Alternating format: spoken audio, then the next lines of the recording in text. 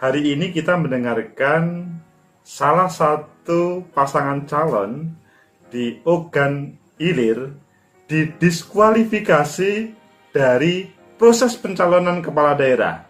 Kaget kan? Tetapi sebelum kita membahas, ayo kita lihat di tayangan di sini ya.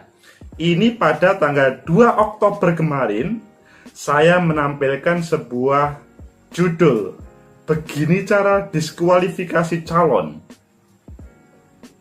yaitu calon kepala daerah 2020. Ayo kita lihat ini sebentar. Bisa seorang calon didiskualifikasi, temanya adalah penyalahgunaan wewenang sebagai kepala daerah. Dari 4 yang saya tampilkan, yang bersangkutan itu melanggar atau menjalani yang kedua terkait dengan prediksi kami tentang diskualifikasi, yaitu terkait dengan penyalahgunaan wewenang. Bagaimana sebenarnya yang terjadi di Ogan Ilir? Ayo kita membaca beritanya dan kita membahasnya. Oke. Di salah satu media, di Liputan 6, judulnya KPUD Ogan Ilir diskualifikasi pasangan calon Ilyas Endang di Pilkada 2020. Liputan6.com Palembang, pemilihan kepala daerah Ogan Ilir, Sumatera Selatan, awalnya diikuti oleh 2 pasangan calon, yaitu Panca Ardani di nomor urut 1 dan Ilyas Panji Alam Endang Ishak di urut nomor 2. Namun pada hari Senin 12 Oktober kemarin, KPU Ogan Ilir memutuskan pembatalan kepesertaan salah satu paslon, yaitu Ilyas Endang. Wow, sesuatu yang nyambung dengan apa yang kami sampaikan 2 Oktober kemarin. Pasangan calon petahana tersebut diputuskan tak bisa lagi melenggang ke bursa Pilkada Ogan Ilir setelah KPUD Ogan Ilir mendapat rekomendasi pembatalan kepesertaan dari Bawaslu Ogan Ilir. Surat rekomendasi tersebut diterbitkan pada 5 Oktober 2020. Sebuah kerjasama yang baik antara penyelenggara teknis KPU, penyelenggara 2 terkait dengan pengawasan. Ini adalah sebuah kerjasama yang baik. Tetapi bagaimana sebenarnya? Apakah hal ini sebuah pelanggaran yang harus didiskualifikasi atau tidak? Sebelum memutuskan diskualifikasi pasangan calon petahana tersebut, KPUD Ogan Ilir memeriksa saksi dan mengadakan rapat pleno. Nah, kalau ini kelihatannya sudah serius, tidak cukup langsung memutuskan. Mereka mengkaji hasil laporan terkait pelanggaran administrasi yang dilakukan Panji Alam yang saat ini menjadi sebagai atau menjabat sebagai Bupati Ogan Ilir, petahana maksudnya. Setelah rapat pleno usai, Ketua KPUD Ogan Ilir, Mas Suryati, membacakan hasil rapat pleno. Pasti rapat pleno tersebut suasananya tegang karena memutuskan nasib seseorang.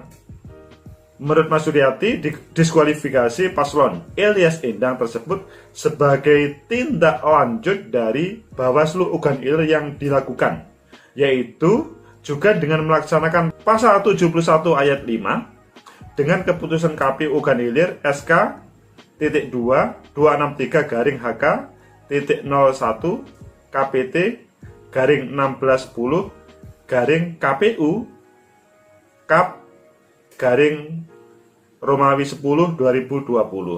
SK tersebut tentang pembatalan pasangan calon Bupati Ogan Ilir dan Wakil Bupati Ogan Ilir nomor urut 2, yaitu Ilyas Panji Alam Endang Pu Ishak, ujar Ketua KPUD.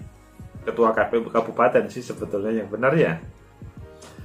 Rekomendasi dari Bawaslu Ogan Ilir pada tanggal 5 Oktober 2020 lalu sudah disahkan.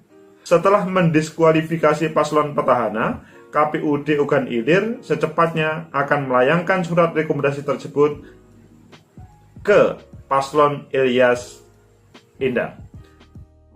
Ini sebuah berita yang luar biasa. yang sebelumnya di Pilkada 2020 ini belum terjadi. Sebelumnya, rekomendasi Bawaslu Ilir untuk membatalkan kepesertaan paslon Ilyas Endang setelah tim advokasi paslon saingan Panca Ardani melaporkan ke Bawaslu terkait dengan pelanggaran. Ya memang harus ada yang melaporkan. Yang melaporkan pasangan lain, dan ini diakomodir. Ini merupakan sebuah contoh ya bagi teman-teman yang sekarang melaksanakan proses tahapan kampanye. Kalau memang ada hal yang kurang tepat, kurang benar, apa yang dijadikan contoh ini bisa menjadi referensi. Ketua tim advokasi Panca Ardani, Dabika Gumaria, mengatakan mereka mengantongi bukti pelanggaran Bupati Ugan Ilir, Ilyas Panji Alam. Salah satunya adalah sebuah rekaman video. Oh, kalau ini sudah ada sesuatu yang meyakinkan. Dia mengatakan pelanggaran yang dilakukan oleh calon Bupati Ugan Ilir, Ilyas Panji, yaitu melantik pejabat dalam kurun 6 bulan sebelum pendaftaran. Kita tidak tahu apakah niatnya baik untuk regenerasi di pemerintahan daerah atau menghilangkan orang-orang yang kebetulan berbeda dengan sang petahana. Yang pasti 6 bulan sebelum 9 Desember itu tidak boleh dalam Undang-Undang 10 2016. Pelanggaran itu seharusnya tidak boleh dilakukan. Lalu memanfaatkan bantuan COVID-19 untuk kepentingan politik pribadinya. Wah, ini bahaya juga ini. Suasana COVID ini juga terjadi di mana-mana. Kalau menggunakan, ini menjadi contoh. Pelanggaran ketiga yang dilaporkan oleh ke Bawaslu Ugan Ilir yaitu pelantikan pengurus organisasi Karang Taruna Ugan Ilir dengan mengajak Cawabub Endang PU Ishak sehingga pihaknya menilai adanya dugaan kampanye terselubung. Dengan membawa bukti tersebut, tim paslon nomor urut 1 ini menuntut KPU Ugan Ilir menarik penetapan pasangan calon petahana Ilyas Endang pada 9 Desember, yaitu tentunya sebelum 12, karena keputusannya adalah tanggal 12, itu adalah surat pada waktu tanggal 9 kemarin. Itulah sebuah berita yang menghebohkan dunia persilatan politik lokal di Indonesia. Seorang calon kepala daerah, petahana lagi, bisa dibatalkan. Kalau dalam video YouTube saya pada tanggal 2 Oktober, ada banyak. Di Gorontalo, di Makassar, di Jayapura, ada beberapa, bisa dilihat lagi. Bagaimana KPU Pusat dan Bawaslu Pusat meresponnya? Ayo kita lihat di berita lainnya di Kompas. Ini di Kompas ada sebuah gambar bantuan Bupati Ugan Ilir yang mungkin ini menjadi salah satu bukti ya. Dengan judul KPU, Kepala Daerah Petahana yang salah gunakan jabatan di Pilkada bisa dibatalkan pencalonannya. Ini kalau ini serius. Hal ini disampaikan oleh Komisioner KPU Hasyim Asy'ari merespon dugaan politisasi bansos COVID-19 yang dilakukan Bupati Kalteng Sri Mulyani. Ini berbeda lagi nih. Bukan Ugan Ilir, tetapi bersamaan dengan yang terjadi. Tapi di Klaten masih belum diputus oleh KPU atau belum direkomendasi oleh Bawaslu. Kepala daerah yang aktif mencalonkan diri lagi atau petahana bila melanggar larangan tersebut dapat dikenai sanksi berupa pembatalan sebagai calon, kata Hasyim kepada wartawan. Ya, salah satunya kepada Kompas.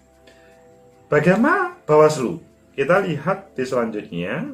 Sebelumnya diberitakan Bawaslu menemukan dugaan politisasi bantuan sosial bagi warga berdampak COVID-19.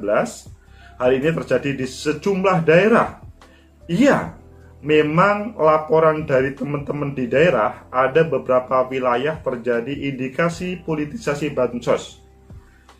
Karena beberapa petahana yang berpotensi maju lagi dalam bansos itu memang mengikut sertakan gambar mereka, kata anggota Bawaslu RI Ratna Dewi Peta Lolo kepada kompas.com. Nah, ini kata Bawaslu, ada banyak yang indikasi terkait dengan COVID. Beliau mengatakan, Bu Ratna, indikasi politisasi bansos itu misalnya terjadi di daerah-daerah Provinsi Lampung, yaitu di Kabupaten Pesawaran, Waikanan, di Lampung Tengah, Lampung Timur, serta Kota Bandar Lampung. Wah, ini bahaya, ini harus hati-hati ya. Lalu Kabupaten Kaur, Provinsi Bengkulu, juga Klaten, Jawa Tengah, Sumeneb di Jawa Timur ini. Peristiwa serupa juga terjadi di sejumlah daerah di Sumatera Utara. Saudara, pecinta masa depan negeri, itulah beberapa berita, dua berita yang bisa menjadi referensi terkait dengan hal yang membahayakan terkait dengan calon kepala daerah. Yang pasti, DO kandidat sudah didiskualifikasi, meskipun kalau yang bersangkutan tidak puas, maka bisa berproses hukum. Tetapi kalau di beberapa daerah tadi masih diduga melakukan pelanggaran terkait dengan bantuan COVID-19 ataupun lainnya. Mengapa hal ini terjadi? Memang seorang calon kepala daerah itu tidak mudah untuk maju. Apalagi sang petahana ya. Dia itu kan sebetulnya sesudah dilantik pada 5 tahun yang lalu atau 4,5 tahun yang lalu, itu dia sudah kampanye. Maka sudah tidak pantas lah pada saat ini, atau dalam bahasa Undang-Undang 10 2016, itu melakukan kampanye lagi mendekati hari H begini. Sehingga Undang-Undang 10 2016 itu keras terkait dengan ancamannya. Sebenarnya bagaimana sih Undang-Undang 10 2016 itu kok kelihatannya serius, sehingga teman-teman Bawaslu berani memberikan rekomendasi kepada teman-teman KPU Kabupaten Kota atau Provinsi, dan selanjutnya KPU Kabupaten Kota Provinsi memplenokan dan berani mendiskualifikasi.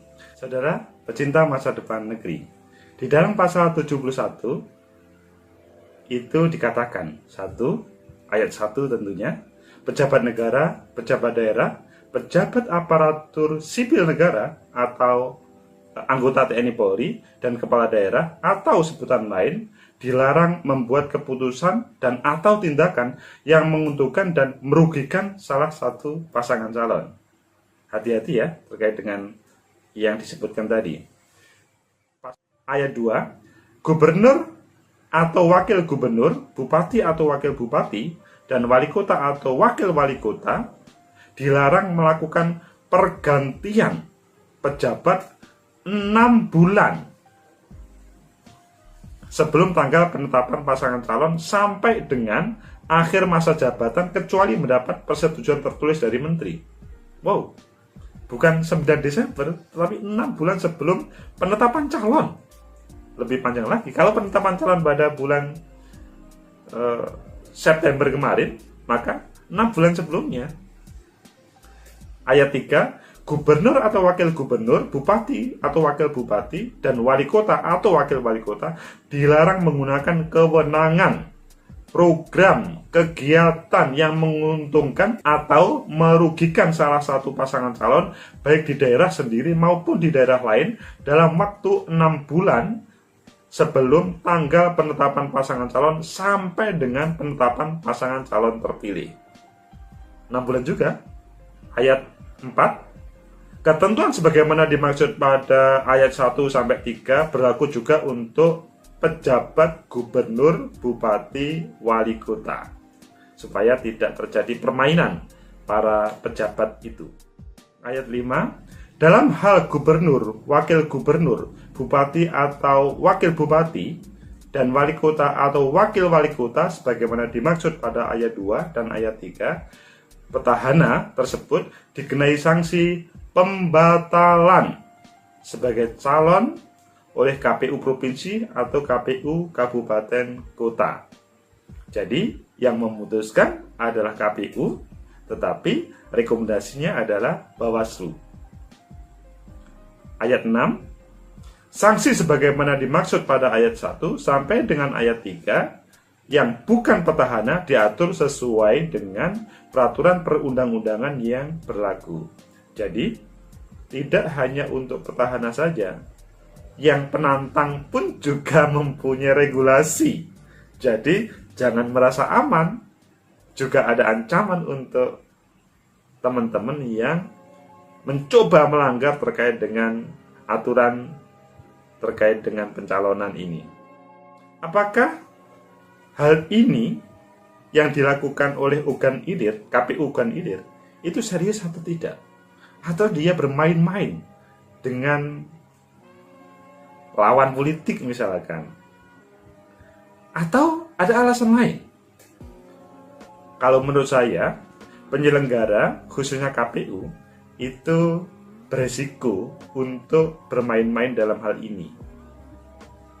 Karena ancaman untuk dirinya juga tidak ringan. Bisa diberhentikan kalau memang ada sebuah hal yang salah, baik prosedur ataupun keputusan. Contoh tadi, memutuskan terkait dengan diskualifikasi, begitu juga prosedurnya. Tidak cukup hanya diberhentikan. Yang bersangkutan juga bisa mendapat ancaman pidana. Pasal 180 ayat 1 dan ayat 2. Di ayat 2-nya, setiap orang yang karena jabatannya dengan sengaja melakukan perbuatan melawan hukum, menghilangkan hak seorang menjadi gubernur atau wakil gubernur, bupati atau wakil bupati, wali kota ataupun calon wakil wali kota, atau meloloskan calon atau pasangan calon yang tidak memenuhi persyaratan sebagaimana dimaksud dalam pasal 7 dan pasal 54, dipidana dengan pidana penjara paling singkat 36 bulan dan paling lama 96 bulan. Waktu yang tidak cukup singkat, dan denda paling sedikit 36 juta rupiah, paling banyak 96 juta rupiah. Siapa yang berani memutuskan menghilangkan status seorang calon kepala daerah kalau di satu sisi dia kena ancaman DKPP, ini lembaganya DKPP sebagaimana gambar ini, yang di satu sisi ini dia siap kena pidana dan ancaman sebagaimana gambaran pidana ini. Terlalu berisiko seorang komisioner itu memutuskan mendiskualifikasi. Tetapi kalau dia tidak melakukan juga, sebuah ancaman untuk dirinya juga. Buah si malakama sang komisioner KPU, begitu juga komisioner Bawaslu. Intinya adalah calon kepala daerah yang dalam proses pencalonan itu ada pelanggaran, khususnya petahana, itu akan ada diproses oleh Bawaslu dan KPU sampai didiskualifikasi. Begitu juga sang penantang atau calon baru pun ketika dia main-main bansos pandemi COVID, apakah mungkin? Ya pasti mungkin. Yang namanya peluang itu ada saja. Dia kemungkinan juga mendapatkan hal yang sama didiskualifikasi calon. Sehingga sebetulnya kalau di dalam politik lokal itu yang paling enak tidak ada diskualifikasi. Supaya tidak terjadi diskualifikasi, maka lebih baik para calon, baik petahana ataupun menantang, tidak melakukan pelanggaran-pelanggaran. Mungkin ada yang bertanya, bagaimana kalau pelanggaran itu sudah lampau? Yaitu pada waktu sebelumnya. Ini masalahnya. Pasti yang bersangkutan sudah paham terkait dengan ancaman khususnya petahana ini 6 bulan sebelumnya, karena teman-teman KPU sudah mensosialisasikan terkait dengan hal-hal yang dilarang tersebut. Tidak hanya hari ini, tetapi yang namanya keinginan untuk berkuasa lagi atau sang penantang keinginan untuk menjadi penguasa kadang-kadang menutupi hal yang diatur dalam regulasi. Akhirnya sebetulnya dia tidak niat untuk didiskualifikasi gara-gara keinginan untuk menjadi menang, menghalalkan segala cara, maka dia kena diskualifikasi. Coba hal ini tidak diulang. supaya tidak terjadi diskualifikasi. Kedua, untuk para tim kampanye, coba tidak usah mengarahkan kepada diskualifikasi, karena kadang-kadang bisikan para tim kampanye itu yang niatnya untuk memenangkan tetapi salah jalan, itu menjadikan seorang calon kepala daerah bisa didiskualifikasi. Yang ketiga, untuk penyelenggara pemilu, jalanlah on the track. KPU Bawaslu tidak usah takut, keputusan saudara pasti akan di-backup oleh rakyat, oleh siapapun, selama keputusannya itu benar. Tetapi kalau saudara sudah mulai bermain-main terkait dengan proses diskualifikasi ini, maka ancaman akan terjadi pada saudara. Tetapi kalau sebuah kebenaran, apakah mendiskualifikasi atau tidak mendiskualifikasi, dengan catatan itu ada sebuah kebenaran, maka banyak yang mendukung meskipun banyak yang mengancam. Nanti kalau, pasti pihak lawan akan mengatakan, nanti kalau tidak diskualifikasi, saya ancam ke DKPP. Begitu juga sang petahana juga mengancam, kalau nanti diskualifikasi, nanti saya ancam ke DKPP juga, saya ancam ke pidana. Intinya, ketika on the track, teman-teman penyelenggara, insya Allah aman. Untuk pemilih semuanya, sebuah indikasi terkait dengan kebenaran sudah muncul. Kalau memang ada calon yang berbuat tidak adil dalam proses kampanye atau sebelumnya, 6 bulan sebelumnya, kemungkinan kalau dia tidak didiskualifikasi dalam masa seandainya terpilih 5 tahun ke depan, berpotensi besar dia akan menyalahgunakan wewenangnya, mengacak-ngacak terkait dengan keuangan daerah dan keuangan-keuangan yang lainnya. Akhirnya keadilan, kesejahteraan, kemakmuran yang ingin dihadirkan itu menjadi semu. Semoga ada manfaat, semoga apa yang menjadi keputusan KPU Ogan Ilir ini adalah salah satu contoh yang harus dicermati oleh semuanya. Kita support teman-teman KPU, kita support teman-teman Bawaslu selama on the track. Dan ini juga menjadi pembelajaran untuk semua calon di 269 daerah lainnya, supaya tidak bermain-main dengan apa yang dilarang di dalam PAS. Semoga ada manfaat. Like, subscribe, comment, and share. Sampai jumpa.